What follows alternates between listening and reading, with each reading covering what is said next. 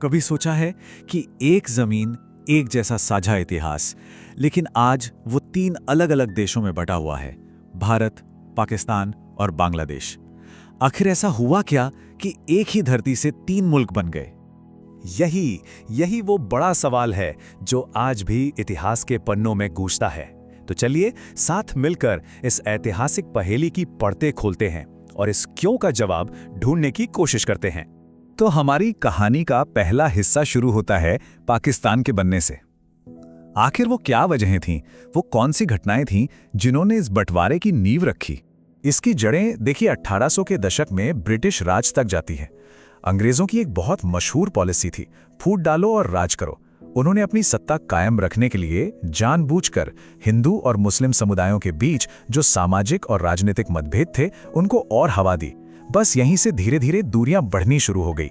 और फिर 1900 की शुरुआत आते आते ये दूरियां एक नई राजनीतिक सोच में बदलने लगी। कवि और दार्शनिक अल्लामा इकबाल जैसे प्रभावशाली लोगों ने एक अलग मुस्लिम देश का विचार सामने रखा, और ये वो विचार था जो इतिहास का रुख ही बदलने वाला था। इसी सोच को, इसी विचार को नाम दिया गया द्विराष्ट्र सिद्धांत या टू नेशन थ्योरी। अब इसका मतलब क्या था? इसका सीधा साधा तर्क ये था कि हिंदू और मुसलमान ये दो अलग अलग राष्ट्र हैं। उनका कल्चर, उनका धर्म, उनकी जीवन शैली सब कुछ इतना अलग है कि वो एक देश में एक साथ नहीं रह सकते। तो इस थ्योरी ने क्या किया? इसने दोनों समुदायों के बीच के फर्क पर जोर दिया, चाहे वो आबादी का फर्क हो, चाहे कल्चर का या फिर धार्मिक मान्यताओं का। इसी सोच ने, इसी विचार ने अलग होने की भावना को राजनीतिक तौर पर और भी ज्यादा मजबूत कर दिया। और फिर वो साल आया जिसने सब कुछ तय कर दिया। 1940 मोहम्मद अली जिन्ना के नेतृत्व में ऑल इंडिया मुस्लिम लीग ने लाहौर में एक प्रस्ताव पास किया। इसमें पहली बार ऑफिशियली एक अलग मुस्लिम राष्ट्र यानी पाकिस्तान की मांग रख दी गई। ये एक ऐसा पॉलिटिकल मोड़ था जहां से कह सकते हैं वापसी का कोई रास्ता नहीं बचा था। आखिरकार वो दिन आया, 15 अगस्त 1947। भारत को आज़ादी तो मिली, लेकिन ये आज़ादी अपने साथ लेकर आई बंटवारा। एक देश दो हिस्सों में टूट गया, भारत और पाकिस्तान।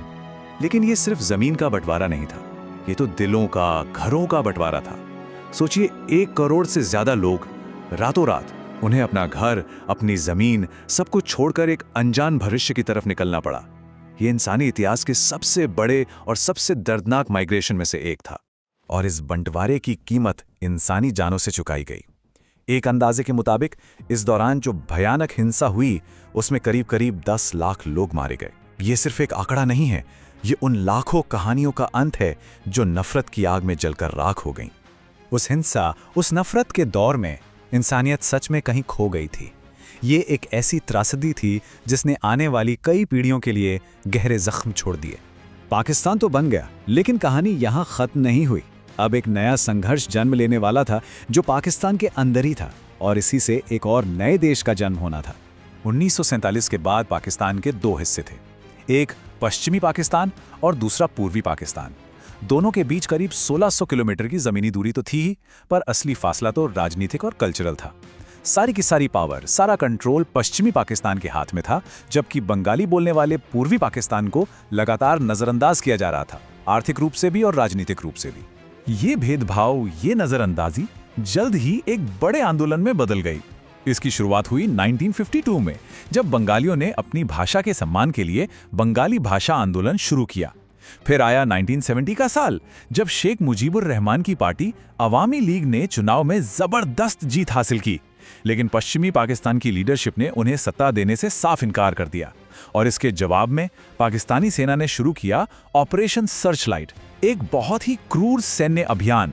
अब पूर्वी पाकिस्तान में जो जुल्म हो रहे थे और वहां से जो लाखों शरणार्थी भारत आ रहे थे, उसे देखते हुए भारत ने दखल देने का फैसला किया।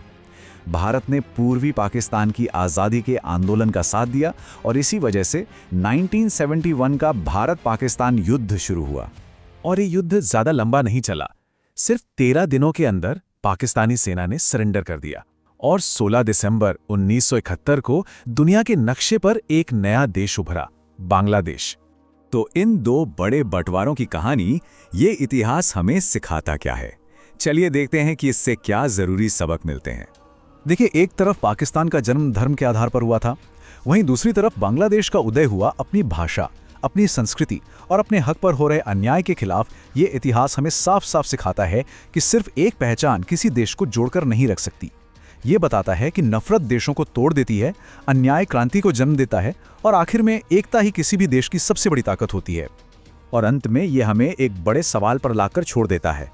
इतिहास के इन दो अहम अध्यायों से सीखे गए सबक, अन्याय के बारे में, पहचान के बारे में, एकता के बारे में, आज की दुनिया में हमारे लिए कितने मायने रखते हैं, इस पर सोचना जरूरी है।